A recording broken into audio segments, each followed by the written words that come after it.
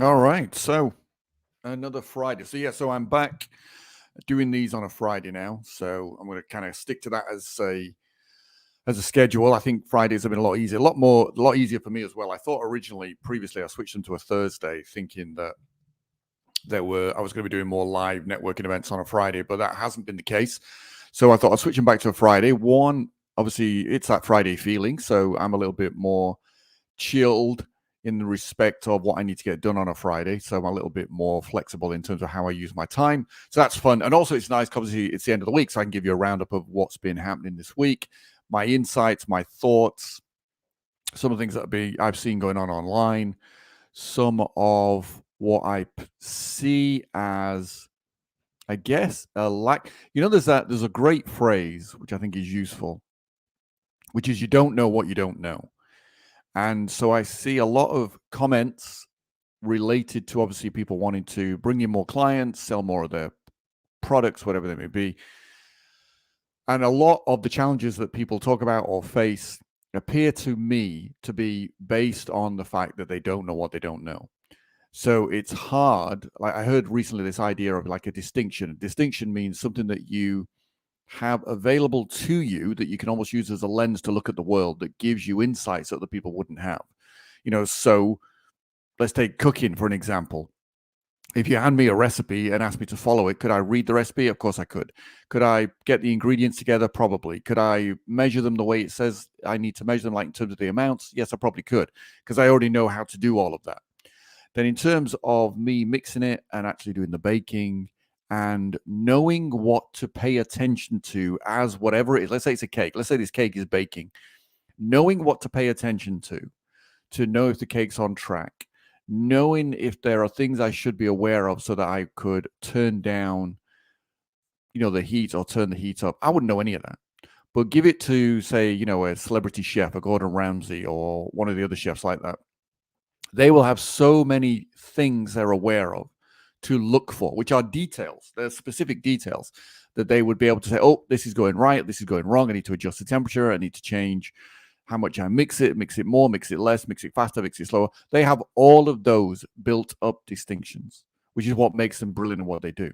In the same way, I remember years ago, there was a modeling experiment done for the US Army and it was basically NLP type modeling. So behavioral modeling, coming in and taking one of their top snipers and having somebody sit with them and kind of break down exactly what they were doing, both in terms of the practical aspects, physical aspects, and also what was going on in their head.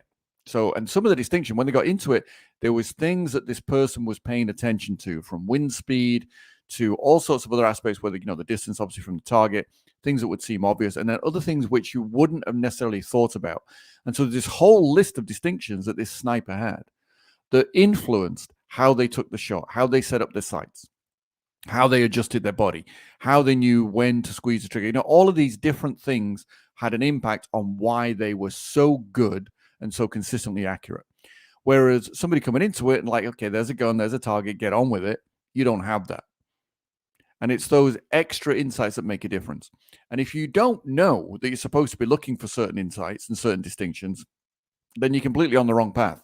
So I see a lot. I mean, like this morning I saw someone I know, we consider him a friend, even though I can't say we've really spoken in the last 10 years, is Daniel Priestley. And he wrote a post this morning on LinkedIn about generating demand. And he gave an example of, if you have an audience of 1,000 people and you did a quick poll before you went on to speak, asking people what their interest in buying your product or service was. And he said, let's say you get a 3 out of 10. So you go out, but by the time you finish speaking and you poll them again, then has that gone up, basically, is what he was saying. Because like, is that now you poll them and they're like an 8, a 9, or a 10? And it's those elements of what is it you put in a presentation to turn people who have previously thought they have no interest into people who are now genuinely interested in buying what you've got to offer. And that is marketing and selling. That whole idea of, and all the stuff that gets talked about in terms of market research, you could distill it down into from a psychology point of view, in the sense of what are the things that people really want. And I've talked about this before, and I've talked about it with my experiences as well. Like the one thing I've come to realize at this stage in my life is what is most important to me is autonomy, my own personal freedom, my own decisions, making my own decisions, the ability to make my own decisions. And I appreciate everything that's going on around the world and some of the things that are going on. We may feel that a lot of that autonomy might have been removed temporarily. But on a day-to-day basis, related to my business, what are the things I can do? And because that has become so important to me, it has shaped the business models that I want to run. It has shaped what I want to do. But if you look at it in terms of desires, autonomy, freedom is a strong desire. So whatever you do, and I think this is where people go wrong, is, and maybe this is a distinction in itself that you need to understand, you need, especially if you're a coach or something like that where you're selling a service, you need to be able to connect the dots between what you do, what you offer, what your vehicle is, what your solutions are, to the desires that your customers have. So even in the sense of, and you can do this on a number of levels. Let's take a classic. I mean, there's so many people out there who are coaches who are going to help you get more clients. I know. I mean, like, it's such a saturated industry. I just got bored of it and thought, I don't want to play in that world anymore. Not for now, anyway, when there's so many other things I could do which are exciting and interesting and novel and new and give me more autonomy. But if you like, let's take that as an example. I mean, it is so saturated. There is every kind of slice of, the whole sort of idea around branding, which is create a category of one. I mean, some people have done that very well, but there's every slice from being able to get clients through organic social media. So, the perception it's all free, just put in your time and effort and post a gazillion times a day or whatever it might be, through to, all sorts of page strategies, through to webinar strategies, through to, all these different flavors of different ways to get you clients. And for the most part, it's all about getting you high ticket clients, of course. But within that, like take it on one level. So on one level, they're saying, I can get you more clients. Okay. And if you're going, well, I need more clients, then obviously that makes sense. But a deeper level would be clients for what purpose? And so then you get more into the psychology of it. So then you kind of saying, connecting what you do to, I'll get you more clients so that you can have more income. And really, what is that saying? Income for what purpose? I can get you more clients so you can have consistent income, so you can have more security. So that might be something that people want. That's a psychological desire. And so whatever you're doing, you got to connect to that desire. It may be, obviously, in my case, I've just told you, if somebody said, I can get you more clients to generate more income, I'd be like, meh. I mean, that's intriguing, but, it's not, well, one, I don't need the help, but second, but even if I did, it's like, it's not that exciting, because what most people are missing is, I can get you more clients and more freedom. I can get you more autonomy in your business. I can get you in a position where you work less, make more, still have a great impact, and actually just do whatever else you want in your life. See, that's autonomy and freedom. That's a strong desire. That's a much stronger desire for me. So somebody talking to me would have to offer me that. So then you go, okay, how do you connect what you do to that desire? How do you connect what you do to more freedom? How do you connect what you do to more certainty, more security? How do you connect what you do to give people more of a connection? One of the things people are missing with this whole pandemic issue and the lockdown is they haven't felt the sense of community they felt in the past. Can you bring that in? Those are core desires. Those don't go anywhere. Like, those are desires that are shared by millions, billions of people on the planet. So actually, in terms of your market research, you want to be able to go deeper and actually connect what you do. So if you want to generate demand, then connect what you do to the common demands, the common desires. Like, you cannot create desire. It already exists. All you can do as, what's his name now? Oh, I've forgotten his name. It's gone out of my head. Anyway, come back to me. A great marketing guy from the sort of 60s, 70s. He always said that desire exists. So it's already there. Your role isn't to create desire. You can't anyway. It already exists. The desire for freedom already exists. It's built in. It's innate. The desire for community is already built in. Now, you could argue they're built in because they're tied to our own survival and our own ability to lead and track our own destiny. But they're built in. So you can't create those. You just got to channel those, which means whatever you do. So if you're a coach, what do you do? What's the big problem you solve, and why do you solve it? So if you're solving getting more clients for somebody, then you could solve getting more clients for somebody so they have more security. because they have consistent income. That's one way of looking at it. Another way to say I get more clients with people in a way that gives them more freedom. So you got security and freedom, more autonomy. That's another way of looking at it. But you got to be able to do that. You've got to connect those dots. You can't wait for your customer to do it. They ain't going to do it. I've said this, I've used this analogy many times before, but they're not, Columbo, obviously showing my age. Remember Columbo when I was a kid? The detective on TV who kind of scruffily dressed, carried a cigar everywhere. But at the end of each show, he would kind of like scratch his head and say, I'm a little confused. And he'd walk them through. And obviously, boom, he was leading them into I already know you're the killer, you're the criminal, whatever it might be. But it's that connecting the dots. And most people don't do that. So generating demand is all about connecting the dots. Now, one of the things that I see get in the way is people have too many things to do.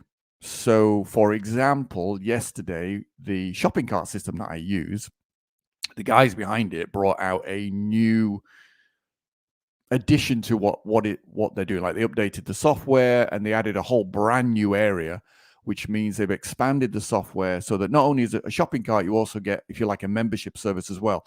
So in other words, you can put all your courses into their system. So there's a seamless integration between shopping cart and membership site, which is fantastic. That's great. But it's interesting following the post because like the number of people that have gone off and spent a couple of days or even pulled like a late night moving all of their membership materials from other platforms onto this new platform. And it's like, wow, for what purpose? It's like, I just could not get my head around. Why are you doing that? I mean, I could understand maybe if it was that important, I'd get someone else to do it, but why would you do it? It's like your role is to bring in customers.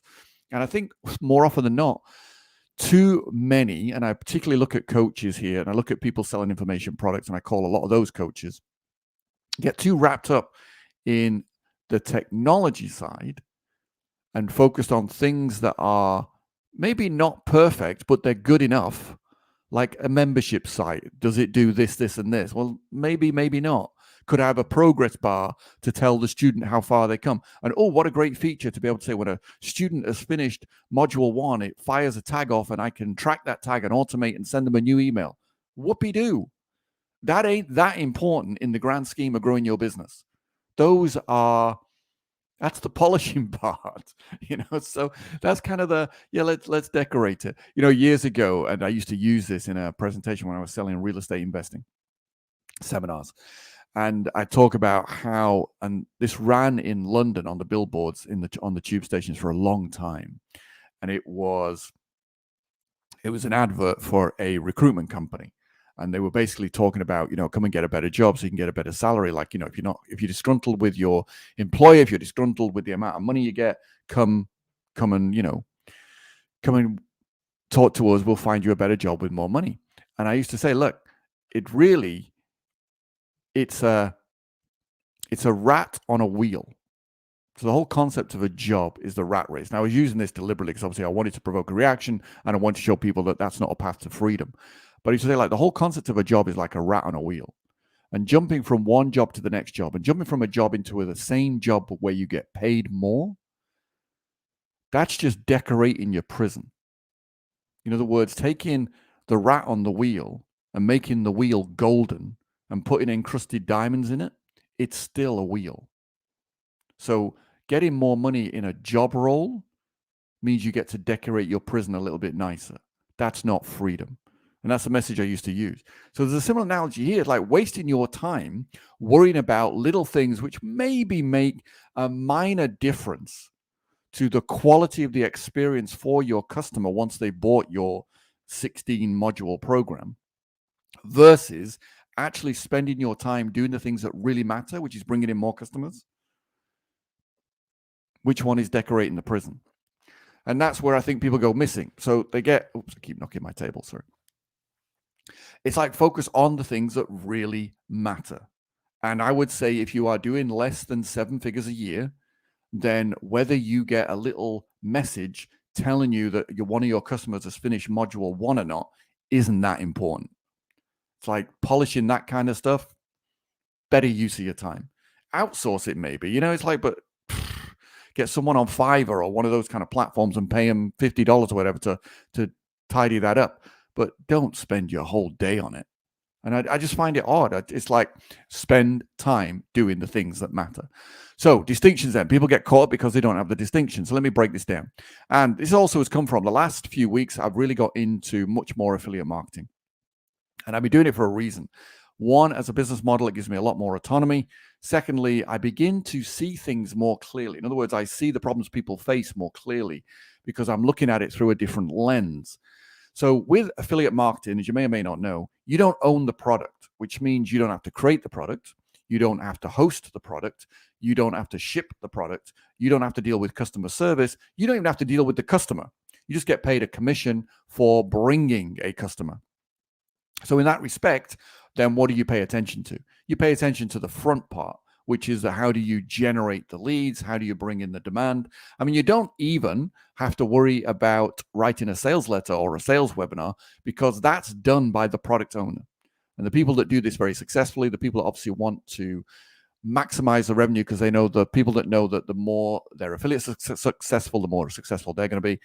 These people have gone out of their way to hire, some of the top copywriters to get some of the best video sales letters and sales letters on the planet written. So they're good quality sales processes. In other words, they convert.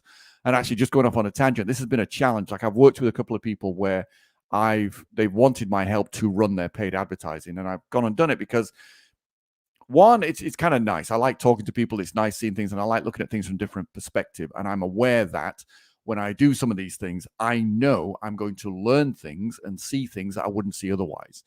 And so in the beginning, what I realized very quickly was that most people do not have a process to turn leads into customers. They have nothing. They just have, well, I'm a coach. Okay, great. Doesn't mean anything. So we're back to, you got to educate your customers. You got to connect the dots between what you do and their desires. But they don't have that, and they don't have something that works consistently. So then saying, okay, well, you're going to spend even $100, $200, $300 on paid ads. And even if you just sort of leave it all to me to write the ads, yes, we're going to get your leads, but what are you going to do with them? And I've seen this happen. I've had clients that have been happy because they go, oh, look, we've got 500 new leads in the last few months. And they're good quality leads. It's like, great. Have you monetized them? Have you turned them into anything? Oh, no, not yet. We're working on it. And it's like, well, work harder. It's like, think a little bit better in terms of what are you doing to actually convert those leads into actual paying customers. But they don't do that. So if they don't do that, then you get people obviously are upset because they go, well, I've just spent this money on you. I've spent this money on the advertising, and I still don't have more customers. And it's like, well, I've done what I told you I would do, which I brought you great leads. You then got to run with the ball. I brought you the ball. I've given you the ball. Now you got to run with it.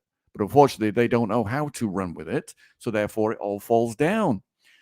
So what you got with affiliate stuff is you've got people who have already got a great way to run with the ball. They already know how to convert these people, these leads into customers. So then your role is to do what? To bring in customers. So it simplifies everything, makes everything so much simpler. I mean, literally, all I am doing at the moment, I'm having a lot of fun doing this, is I've developed a process. The process is still in development. It's still evolving, but it will get to a point where I can literally hand it off to somebody else. And all I need to do is write the script. But at the moment, I'm literally writing the advertising script for a video. So I'm relying exclusively 99.9% on YouTube at the moment. So I'm using YouTube as my super primary platform for buying traffic. So I'm doing video, and it's a lot of fun. So I'm writing the script because I realize that writing the script in advance is good. Laying the script out. So, literally just laying it out in a Google Doc. And then breaking it into short lines. So, literally not necessarily grammatically correct, but each line is short. Then I've got some software which just goes through the text and turns it into audio. So text to speech. I'm sure you've seen a lot of these around at the moment. Very, very much a growing industry, this whole AI area. So I'm doing that, which then, of course, because of the fact you've got software that can read what I write and turn it into speech, then if you take like the first 5 seconds of the script, then that's the hook. So I can just spend my time being creative, coming up with new hooks. So like this morning, I finished off 3 videos. Fundamentally, they're about 1.5 minutes long, but the first 5 seconds for the 3 is different. They're 3 different hooks. The rest of it is all the same. So literally done, and then I go in, change the first line, put it back into the software. I've got the second audio file, change the first few lines, put it back in. I've got the third. So now I've got 3 audio files done. the speed at which I can do this is fantastic. And then, of course, what do? Then, as I say, I'm creating videos. I've got software that allows me to put those videos together very easily.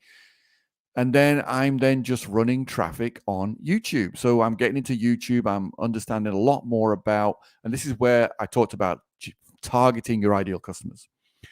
I've touched on this before. Obviously, the primary things that most people are aware of, and this is getting deeper into distinctions, is keywords, which are things people literally type into Google and look for. Now, obviously, logically, take a step back. If somebody doesn't know what they don't know, are they going to be typing that into Google? No. You cannot type something that you don't even know you don't know. So therefore, there are people who are typing things into Google using keywords, key phrases, have a certain level of awareness. But that's useful. So, if you're looking for like weight loss, that obviously that's too broad a term as something you wouldn't necessarily bid on that. But as a term, it's a good example. People go, oh, I need to lose weight. They go into Google and they might type, how do I lose weight? So now they've got an awareness. They've got an awareness of their problem. They type something in. And obviously you could use those kind of phrases because thousands of people type that in on a daily basis. So you could use those kind of phrases to help you narrow down your ideal customer. Now, take a step back a moment.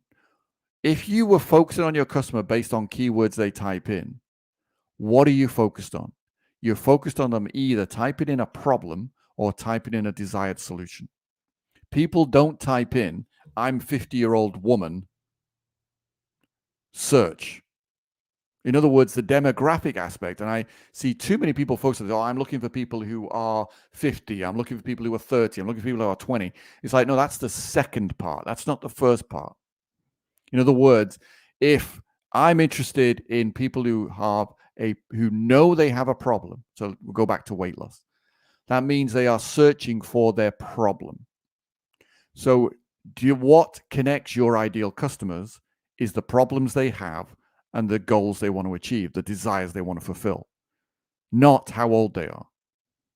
So think in those terms first. What problem do you solve? So you got to think of that, and look at it. Put yourself in the shoes of your customer. If they were going to type something into Google, what would they type?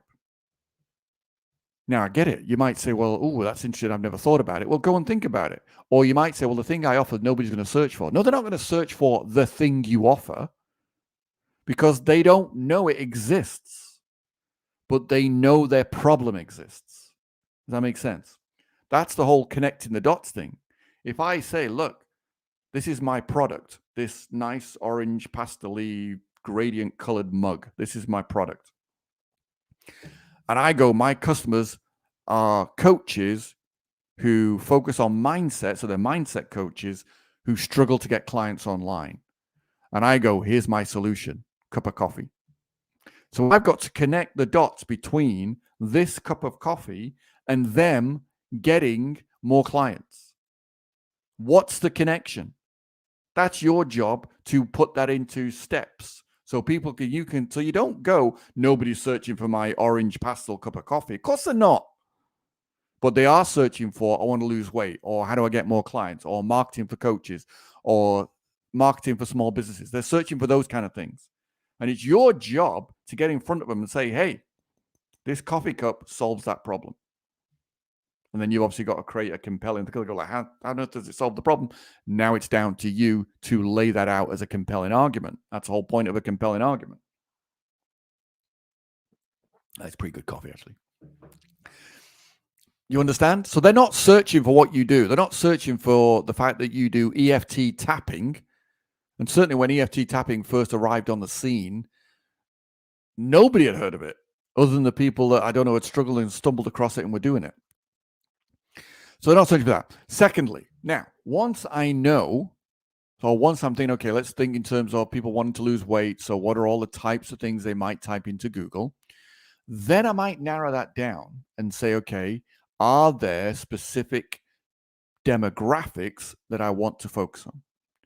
Because pretty much any service or product tends to have one primary demographic that buys it more than any other. Like, for example, if you were searching for Forex trading, like if you were teaching Forex trading or offering that as a, an educational program, most of the people who buy that are male.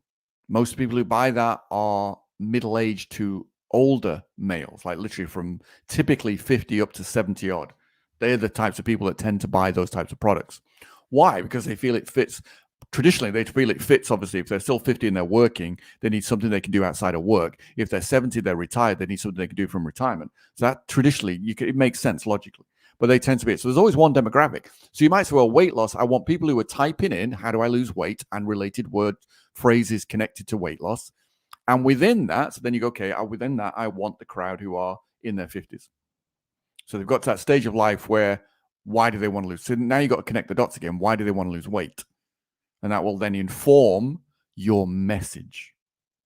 So if you go people in their 50s wanting to lose weight versus people in their 30s wanting to lose weight, are they likely to want to lose weight for exactly the same reasons? No. Is there some overlap? Yes. So if the overlap is lose weight so you're healthier, then yes, you may get some response there. If you're saying to people in their 50s, lose weight so you're healthier, stay out of hospital, avoid spending a fortune on medical bills, and live longer so you can see your grandkids grow up, see, that's a very different reason for losing weight. So the three elements then to call out your ideal customer: the problems they have, keywords, and we'll get to what you do if there isn't any keywords they would type in. Problems they have, keywords.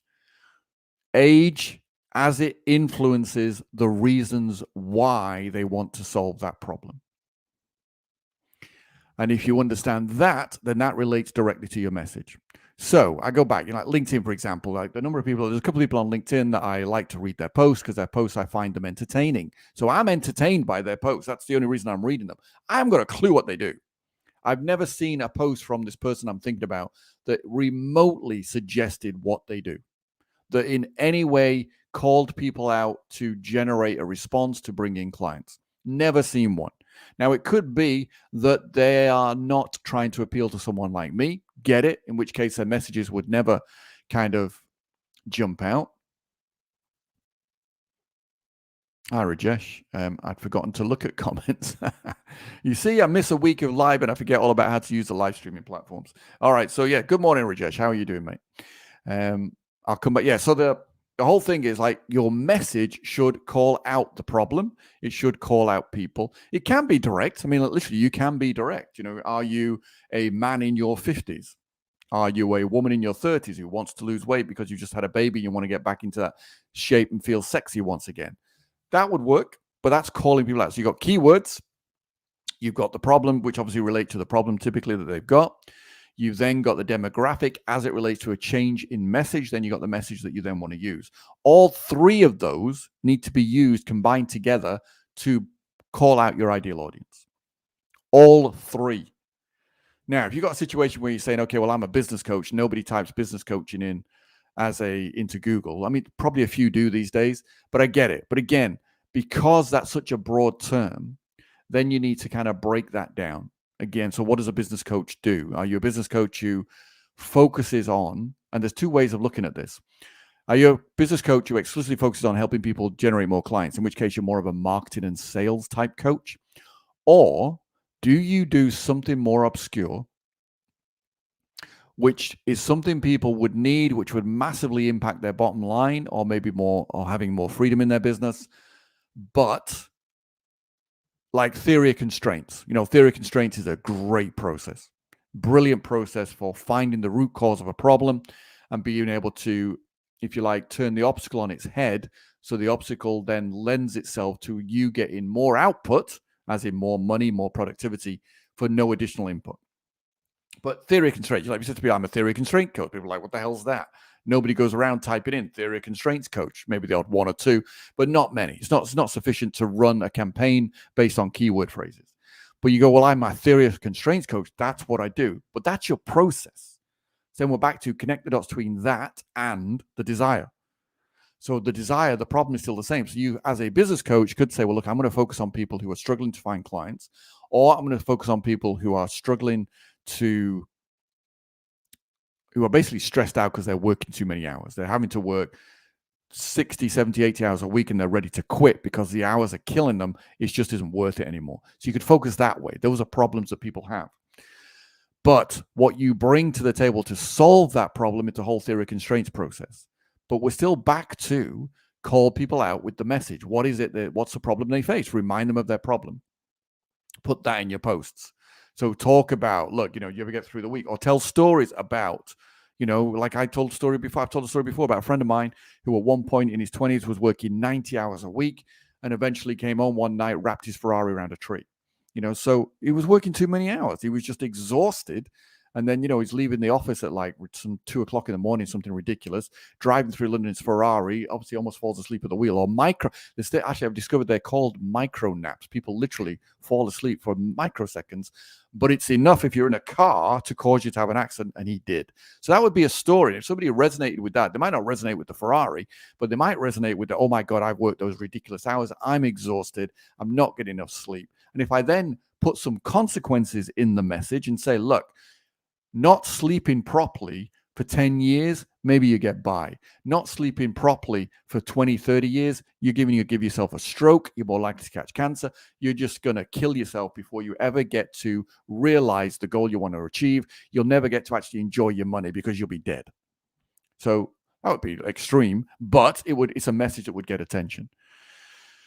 Let me jump in here. So my current ICA is not resonating with my online freelance sales coaching for estate agency business owners, their staff and employees. Right, but what's the problem? Do they know what their problem is? Do they have an urgent enough problem? And can you connect that to what you do? Like, in other words, solving the problem. Because this is the other side. Like, don't make your life more difficult. It's like if estate agents owners, I'll give you a classic example. This comes from the affiliate marketing space. So let me use this as an analogy because I think it'll help you. Affiliate marketing, I go look at a list of products I could promote. I look at the level of commission they're giving me, and I have some criteria that I've worked out for that based on, I need at least $100 commission. And then, of course, can I play a game where if I can get a customer for $50 and they pay me $100, I'm in business. And that's really what I'm doing. That's literally all I'm doing. So then you go, okay, well, there's a couple of offers here. Which one's going to work for me? Because I'm the one writing the sales videos, like not the sales videos. I'm the one writing the advertising videos, the little videos that go on YouTube. So I need to come up with the hooks. I need to come up with the angles. I need to be creative. But I could go, okay, well, there's 3 that look promising. So I go, well, there's 3, not 1, 3. I don't put all my eggs in one basket. And then I go, okay, can I write some quick videos for this? Can I run some quick ads? Can I see what sort of response I get? Or can I get some data that tells me, yes, this is worth pursuing or not? So if you feel you have done something with estate agency business owners, and that's a massive ocean of people. Which is it? Entrepreneurs, online coaches, online entrepreneurs who sell information products, online entrepreneurs who sell supplements, online entrepreneurs who sell on Amazon. It's like online entrepreneurs who sell audiobooks. Like, what do they do? It's too broad. But you've got to be able to kind of connect what you're doing. Like if you're talking about sales coaching and we're talking about getting on the phone type coaching. So who needs to get on the phone? What kind of salespeople get on the phone? You want to focus on them. But then you've got to be able to understand what their problem is. Is it reluctance to get on the phone? Is it they're getting on the phone and they're making 100 calls and they're only closing 1 appointment? Are they really bad at that? Can you increase their conversion rate? It's like, what is it? Well, how are you going to make their life easier, basically? But if you run a test and you don't get a response, or the data you get back is kind of like, this isn't working, then don't put your effort into it, because you're just going to be banging your head against a brick wall, getting more and more frustrated.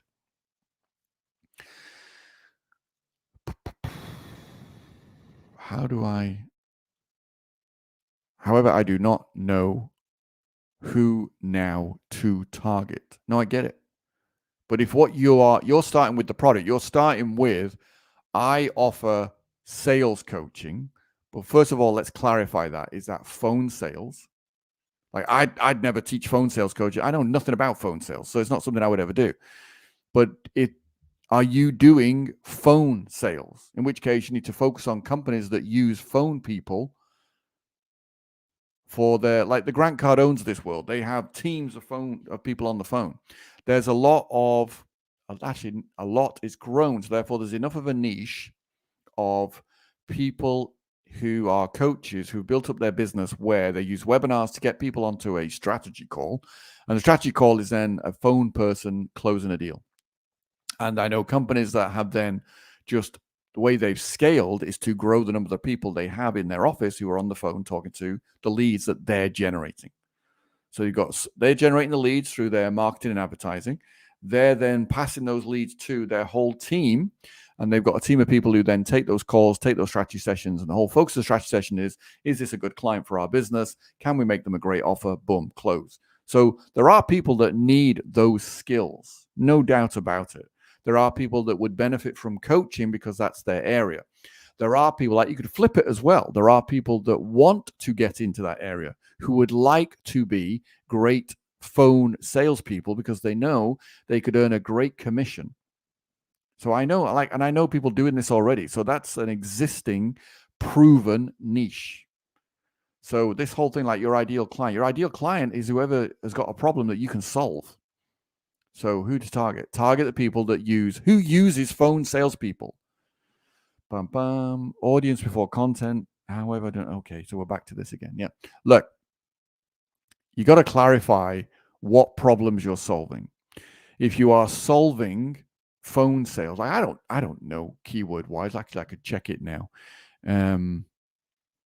How do I get better? I guarantee I'll type this in and I'll see loads of adverts today on all my news feeds. How do I get better at phone selling? So we get practical techniques to sell over the phone, 16 science-backed tips for making better sales calls. Now, if I just jump over, let me share my screen a second. Share screen, share a tab, share that one, go. Here we go. So you should be seeing this. Look over here. These are keywords. Selling over the phone secrets. Phone sales techniques that close. Here, load metrics. Let me give you an idea. How to sell over the phone. $260 per month. Okay. Look at this. $5 a click. That is a highly competitive key phrase. So what's this telling me is that there are people who want to know how to get better at selling over the phone. That's your ideal client. Those people who want to know. Phone sales techniques that close. $9. Oh my God, even more competitive. Selling over the phone secrets, $6. How to be a good sales agent over the phone, $1. Process of selling the phone. How to sell a product over the phone. That's getting more specific. How to sell broadband over the phone, very specific. How to sell over the phone. Selling over the phone secrets, proven. Phone sales techniques that close. Was that one up here? Yeah, that one was up here as well. So you get the idea. How do I get better at phone selling UK? How to get better at phone selling Reddit? Okay. Basically, how do I get better at phone selling? So straight away, let's stop sharing that. Let's come back to here. So straight away, thank you for that. I could teach phone sales, cold calling to startup, estate agency, business owners, entrepreneurs, and train their staff. Yeah, you could. Look, drop the estate agency thing for a start. Like at the moment, you don't know if that's necessarily the best place for you to be. What we know is you know how to solve the problem of getting better at selling over the phone. There are a number of industries that use that. So start by focusing on that. What connects your ideal client isn't the fact they're an estate agent. What connects them is they have a problem selling over the phone. That's your ideal client. So start there first. Start writing messages that call out people who need to sell over the phone who are not selling over the phone well enough. If you want to go really broad, call out to people who are coaches. Say, would you like to have your own team? That's another business model altogether, isn't it? Where you put together a team of people. Who are very good over the phone, and you basically hire out your team like a hired gun. However, I personally prefer face-to-face networking or pitching presentations rather than online social media networking on LinkedIn and Facebook. Right? I'm not sure what the point of that is. Okay. So go face-to-face. The whole point of online is it gives you leverage and it gives you reach. You have a global audience. Whatever the marketplace for people who want to get better at phone selling is in the UK, I don't know, is probably about 100th what it is in the States. Massive more. Like commissions in the States for salespeople, the best salespeople are making millions in commissions. I don't see that happening as often in the UK. I see good people in the UK making six figures, multiple six figures. I don't see many making millions on a commission only, not in the sense of over the phone selling and such like. Certainly as affiliates, without a doubt. Okay, so what you prefer, that's fine. But you got to go where your marketplace is. If they are on LinkedIn, then use LinkedIn. I mean, I get you might not want to be, the whole social media networking thing. Organically, it's slow, no doubt about it. I mean, you really want to tap into, which we come back to, maybe start a podcast, do something around that, and start thinking of the people who already have your clients and invite them on your podcast to be interviewed by you. So, there's ways to reach these people. There's ways to accelerate the whole process. But you got to think of it in terms of problems you solve. Excuse me. So if it's phone sales, phone selling, cold calling, generating leads that way, then go with you've always got to go with your audiences. And I guarantee your audience is online. Don't get too distracted with the podcast. I mean, it's just a thought, but I would start by saying, okay, who's the list? Like, Chet Holmes, you talk about your dream 100. So if you had a dream 100 list of people you wanted to interview, and the reason you're interviewing them is because they would be influencers in the niche you want to be in. So they might be people who already teach phone selling, but they have a good following. Nothing wrong with having them on a podcast because, that sort of stuff. I don't believe that it's competitive. I believe it helps grow the market. So, which it generally does if you look at the history. Problems that you solve, without a doubt, problems you solve that your customers have. That's really what it's all about. That's your ideal client. So look at it in those ways. If all you want to do is make money, then you can take your sales skills and look, from my point of view, what is the internet? The book by Chet Holmes is called something Sales Machine, isn't it? Hold on. Funnily enough, I have it on paperback and on Kindle. Chet Holmes. He passed away, sadly. Ultimate Sales Machine, that's what it is. The Ultimate Sales Machine. Yeah, great book. And his whole concept of the Dream 100 has been leveraged by a number of people. Russell Brunson, for example, talks about it a lot in all of his books, which are worth reading. Okay. So The Ultimate Sales Machine. And it's a very good book to read for someone who wants to do phone sales. And he talks about using the phone to be able to book a presentation. So we'll then go in.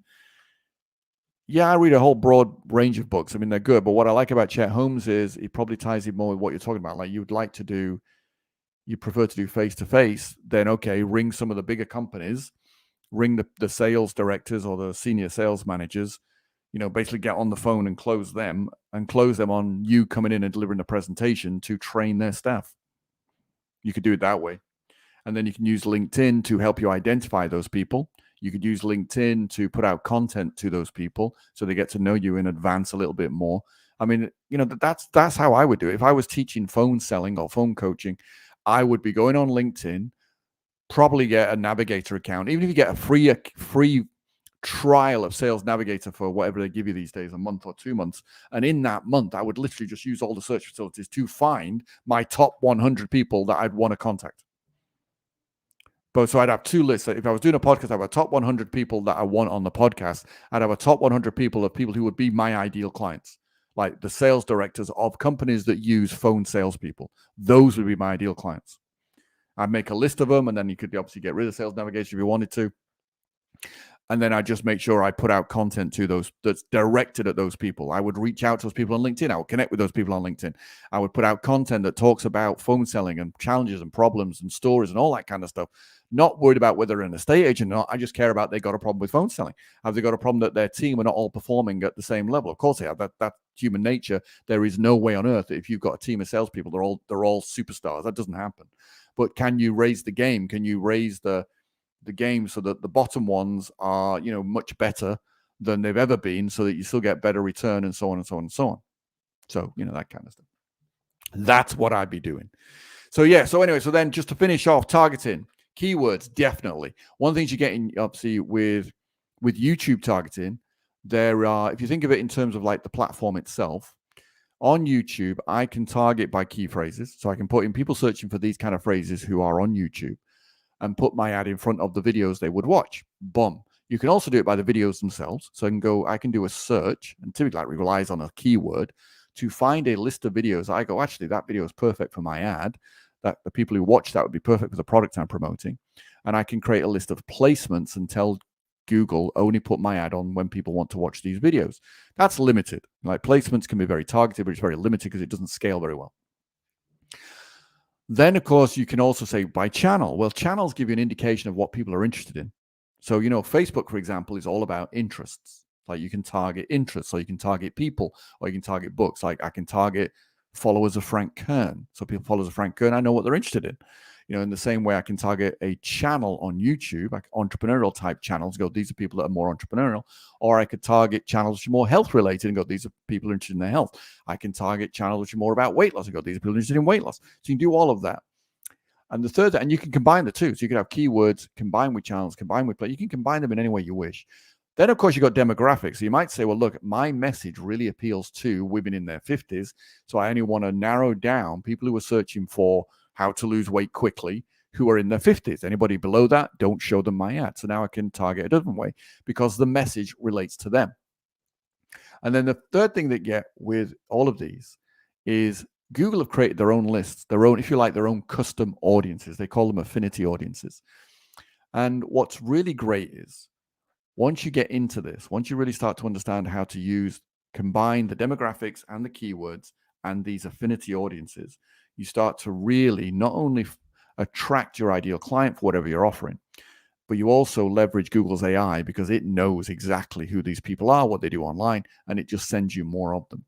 So once you have an idea of who your ideal client is, through a means that a platform can use, and you start to get sales. Now, of course, you have conversions. So every time you get a sale, it tells Google, oh, you got a sale.